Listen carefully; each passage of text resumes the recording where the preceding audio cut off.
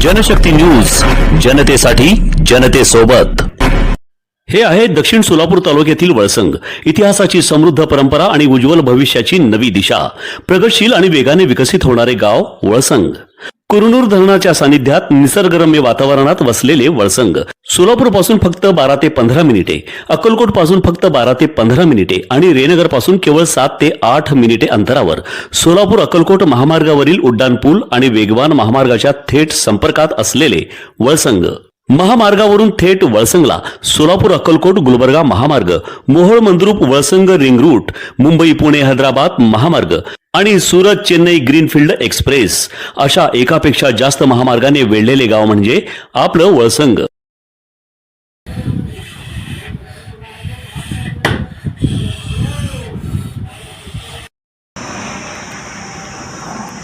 नमाज पढ़ने लगाने का, जाय नमाज के नीचे चक्कर रखने का। मदत नाही ना कोणाची, मग पाऊस ही आला तर आम्ही तिकडे उठून जातो, मग मिळगत होत नाही।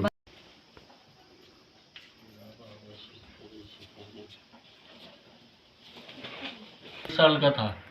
उस जमाने में ऐसा कोई भी यहाँ पर दिवा बत्ती करने के बाद कोई नहीं रहता था यहाँ। 20 साल पहले। अच्छा।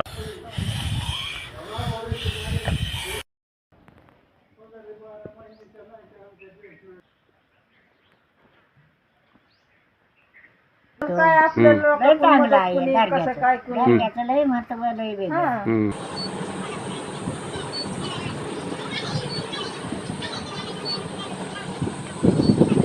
धाराशिव संभाजीनगर महामार्गावर धाराशिव शहरापासून अवघ्या 4 ते 5 किलोमीटर अंतरावर निसर्गरम्य डोंगर रांगांच्या कुशीत वसलेला हजरत ख्वाजा शेख फरीद शकरगंज दर्गा। दर्ग्याच्या प्रवेशद्वारातून आत पाऊल टाकताच दोन्ही बाजूंना दिसतात लहान मोठे स्टॉल्स, कॅन्टीन आणि भाविकांच्या गरजा भागवणारी दुकाने। पुढे मुख्य दर्ग्याकडे जाण्यासाठी पायऱ्या उतराव्या लागतात। या पायऱ्यांवरून खाली उतरताना सभोवताली पसरलेला शांत निसर्ग आणि डोंगरांची साक्ष देणारी ही जागा मनाला वेगळाच अनुभव देऊन जाते। दर्ग्याशी निगडीत अनेक आख्यायिका येथे ऐकायला मिळतात। काही भाविकांच्या अंगात बाबा आले अशी श्रद्धा व्यक्त होताना दिसते। एक व्यक्ती पालथे झोपून फरफटत बाबांच्या दरबारात येताना दिसतो आणि काहीतरी सांगत राहतो। ही दृश्ये भाविकांच्या श्रद्धेचा भाग आहेत। इस्लाम धर्मात अशा गोष्टींना मान्यता नसली तरी स्थानिक परंपरा आणि श्रद्धेमुळे या प्रथा आजही सुरू आहेत। अल्लाहचे उपासक असलेले शेख फरीद बाबा यांच्या शिकवणीत साधेपणा आणि शुद्ध भक्तीवर भर दिला जातो। ही बाबही तितकीच महत्त्वाची आहे। मुख्य गाभाऱ्यासमोर उभे असलेले वाघ आणि घोड्याचे पुतळे भाविकांचे लक्ष वेधून घेतात। येथे येणारे भक्त श्रद्धेने दानपेटीत आपली देणगी अर्पण करतात, ज्यातून येथील मुजावरांची उपजीविका चालते। दर्ग्याकडे जाणाऱ्या पायऱ्यांच्या कडेला काही निराधार भिक्षुक बसलेले दिसतात। काही जण अनेक वर्षांपासून तर काही जण जन्मापासूनच येथे आश्रयाला आहेत।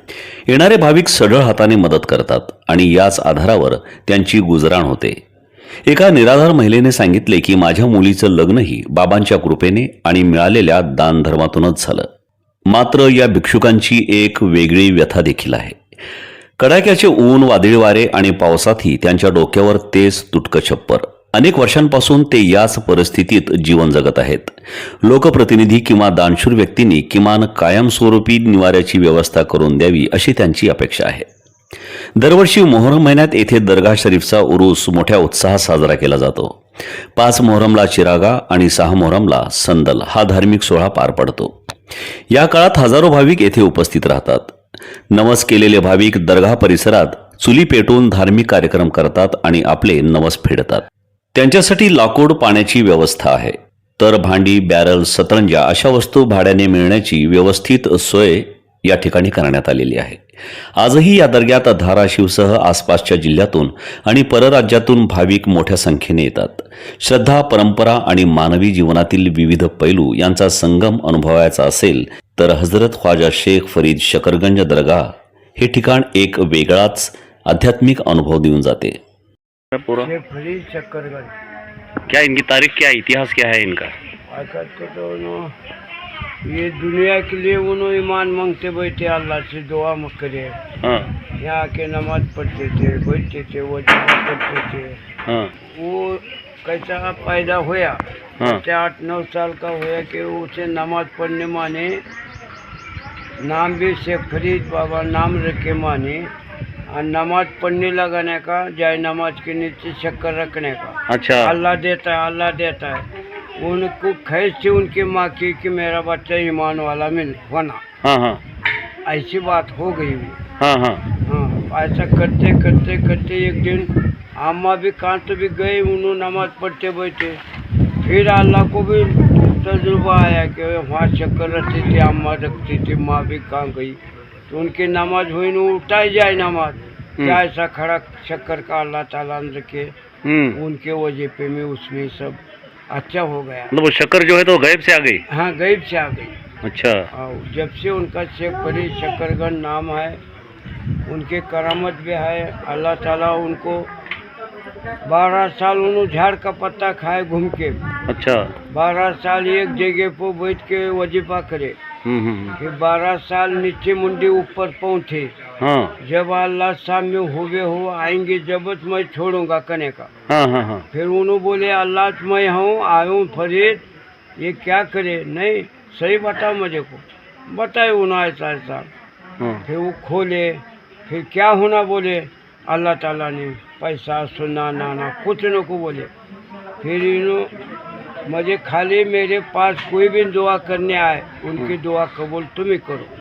1000 साल तो हुए हैं। अच्छा। उस जमाने से 1000 साल तक करीबन। हाँ 1000 साल के करीबन बाबा यहाँ पर तपस्या करने बैठे थे। अच्छा। और इनके असली मज़ार जो है वो इराक में बगदाद। अच्छा।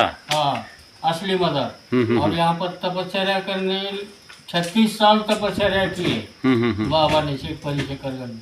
तो वो इराक से वो यहाँ पर आए थे क्या? यहाँ पर आए थे और यहाँ पर वो तपस्या करने बैठे। हम्म। हाँ, तपस्या करते यानी कि अल्लाह का दीदार होना चाहिए। हाँ, ये दीदार होना चाहिए, अल्लाह मिलना चाहिए। हाँ हाँ तो 12 साल उन्होंने क्या किया था, ऐसा पेड़ को उल्टा टंगा दिया था। हाँ हाँ हाँ हाँ और जब चिड़ी जो पक्षी हैं वो पक्षी क्या कर हाँ, रहे थे, नोचते थे उनका नोच रहे थे, मांस खा रहे थे। अच्छा। तो बाबा ने बोला खाली मेरे 2 आंखें रखो, बाकी सब खा लो। हाँ हाँ हाँ। हाँ, तो ये बाबा का इतिहास है ऐसा। अच्छा। वाह वाह।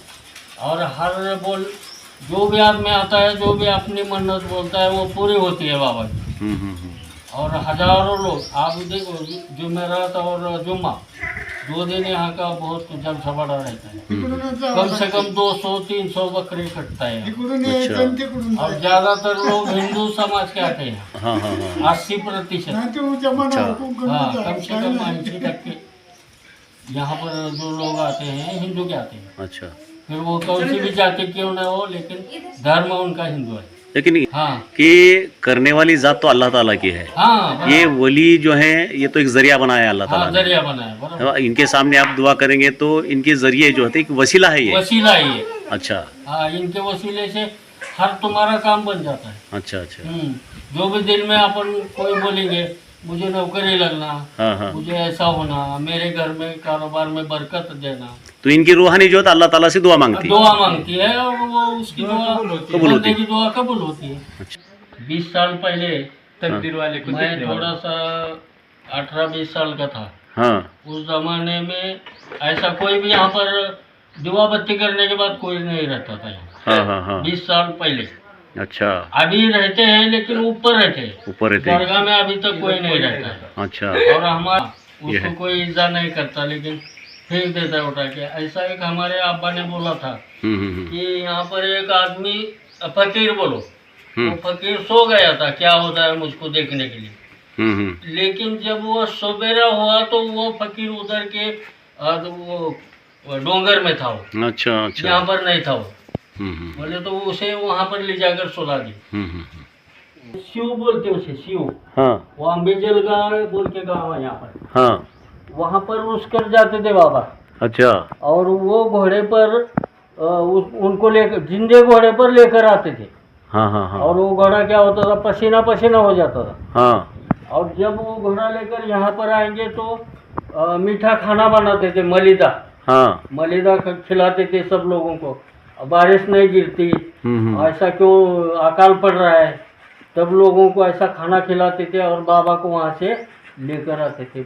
मैं देखा है कुछ। अच्छा। हाँ, और जैसा वजन से आदमी पसीना पसीना होता है सर पर वजन रखने के बाद, वैसा वो घोड़ा पसीना पसीना होता था। यानी कि आपने देखा है मतलब बाबा का ये जो बाबा तो 1000 साल पहले पैदा हुए, हाँ, और आपको कहने का मतलब ये कि उनकी रूहानी वहां तक जाती थी, वहाँ तक जाती रूट कर, हाँ, उनकी रूह को मनाकर जो है तो घोड़ों पर बिठा के लेकर सब पूरे गांव के लोग, अच्छा, हाँ, ये 2-4 गांव है यहाँ पर, हाँ, वो पूरे गांव के लोग आते थे। इधर जहागीरदारवाड़ी है, इधर कुमारवाड़ी है, ये गढ़ है, कई सोने गांव के लोग, ये पूरे लोग आते थे उन्हें मनाने के लिए, और वहाँ से मनाकर यहाँ लेकर आते थे।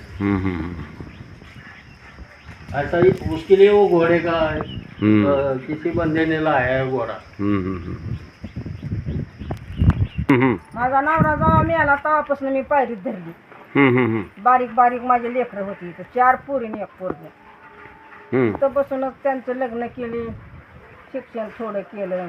आता मग त्याच्यावर का नाराज आपल्याला आता म्हातारपणी, तर आता इथंच बसूनच हे करायचं. किती वर्षापासून बसता तुम्ही इथं? आता 10 पैसे 5 पैसे किती वर्षापासून होतं? मग ते 25-30 वर्षापूर्वीची गोष्ट ती. 25-30 वर्ष होऊन गेली हा, तेव्हापासून. आम्हाला 10 वर्ष होऊन गेली. बरं, 10 पैसे 5 पैसे ती अन्न पाणी खाऊन आमचं जरा लेकरावची लग्न बिग्न झाली. ती का शिळा पाक खाऊन 4 पैसे महाग टाकून लग्न केले, असं केलं. नाही दर्जाचं लय महत्व आहे भाऊ, दर्जाचं महत्व आहे. सगळ्याला उपाशी मारित नाही, पैसा देतो, अन्न देतो, त्याच्यावर होतंय का? पण काय आपलं कसं काय दर्जाचं लय महत्व लय वेगळं. काय आता सावली करून द्यावी आम्हाला बघणार, आणि इच्छा आहे एवढी आमची. असे बांधायचं ना पावसाळ्यात लय अपघात होतो. मग नेहमी बांधूच तर आपलं कोणी गरीबाला सावली करून दिली तर आम्हाला चांगलं होईल. आशीर्वाद आमचा तुम्हाला सगळ्यांना. म्हणजे छताखाली तुम्ही किती वर्षापासून, तुम्हाला एक थोडंसं काहीतरी पक्क बांधकाम करून द्यायला पाहिजे त्यांनी. 10 पैसे आणि 5 पैसे तेव्हापासून मी आहे. कोणीतरी करून द्या.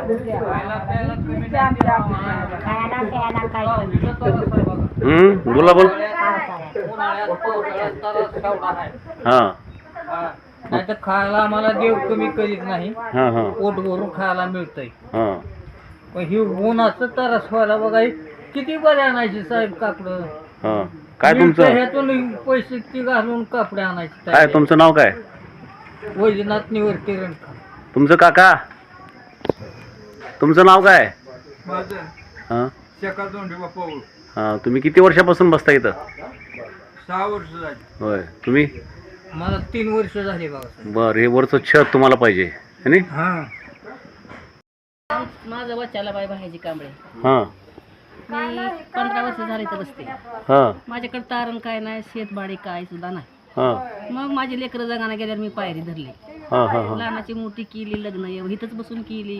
हा. मदत नाही ना कोणाची. मग पाऊस आला तर आम्ही तिकडे उठून जातो, मग मिळगत होत नाही. बाबाच्याच नावावर आम्ही जगतोय. इथं तुम्हाला काय त्रास लोकांचा? त्रास कोण काय करत नाही. इथले मुजावर, इथले नाही लोक? नाही, कोण सुद्धा नाही. पण आमची विचार काय, आम्हाला हुंडा नका, पैसे नका, नुसतं आम्हाला पत्र टाकून नुसती सावली राहावी पावसाची. बरोबर. आम्हाला काय, इथं तर बाबाच्या नावावर जगता माया.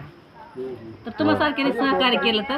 वळसंग हे आता महाराष्ट्राच्या नकाशावर नव्या विकासाचे केंद्र बनले आहे. वळसंग मध्ये आहेत प्रसिद्ध मंदिरे, सोलार हब, टोल नाका, जवळच आहे कुरळू धरणाचे ताजे पाणी आणि निसर्ग सौंदर्य, आणि विविध ठिकाणी आकर्षक हॉटेल्स व ढाबे सुद्धा. प्रवासात थकलेल्या प्रवाशांसाठी स्वादिष्ट जेवण, आराम, ताजेतवाने आणि प्रदूषण मुक्त वातावरण. वळसंग हे केवळ गाव नाही, एक उत्कृष्ट थांबा आहे, एक संधी आहे, एक भविष्य आहे. वळसंग ऐतिहासिक वारसा, आधुनिक कनेक्टिव्हिटी आणि उद्याच्या विकासाची हमी. सोलापूर जिल्ह्याचा अभिमान आणि महाराष्ट्राचा गौरव. वळसंग.